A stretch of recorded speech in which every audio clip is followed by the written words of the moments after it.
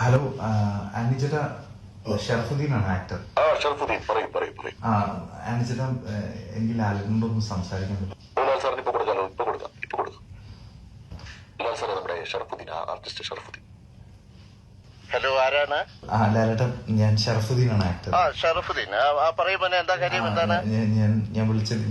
എന്റെ ഒരു പുതിയ സിനിമയുണ്ട്, പെറ്റ് ഡിറ്റക്റ്റീവ് എന്നാണ് പേര്. പെറ്റ് ഡിറ്റക്റ്റീവ് അല്ലേ? ഓക്കെ, കൊള്ളാലോ അത്. അപ്പം അത് ഈ അടുത്ത ദിവസം റിലീസ് ആവുകയാണ്. അപ്പം ഞാനിപ്പോ ലാലേന്റെ അടുത്തൊരു റിക്വസ്റ്റ് ചോദിക്കാൻ വേണ്ടിയായിരുന്നു.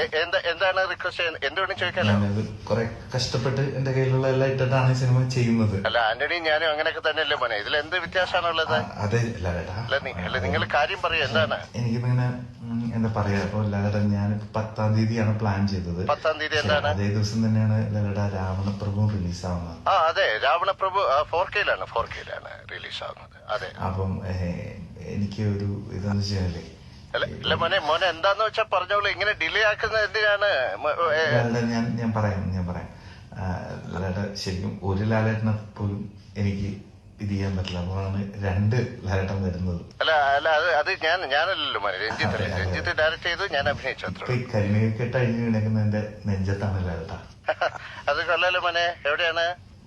ഞാൻ പറയട്ടെ, ഞാൻ ലാലേട്ടൻ ഏതെങ്കിലും ഒരു കാരണവശാൽ ഡേറ്റ് മാറ്റാൻ അല്ല, നിങ്ങൾ പറഞ്ഞു വരുന്നത് നമ്മുടെ റിലീസ് ഡേറ്റ് മാറ്റണമെന്നാണ് നിങ്ങൾ പറയുന്നത്. അല്ല മോനെ, എനിക്ക് ഇപ്പൊ ഇത് ആലോചിക്കുമ്പോ എന്റെ മനസ്സിലേക്ക് വരുന്ന കാര്യം എന്താണെന്നറിയോ? ഇത് രഞ്ജിത്ത് തന്നെ ആ സിനിമയിൽ എഴുതിയ ഒരു ഡയലോഗാണ്.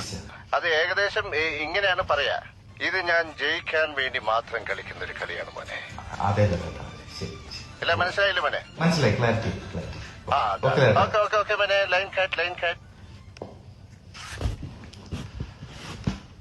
അപ്പൊ നമ്മൾ ഡേറ്റ് മാറ്റിക്കോ. ഒക്ടോബർ 16. 4 രാവണപ്രഭു ടിക്കറ്റ് ബുക്ക് ചെയ്യും.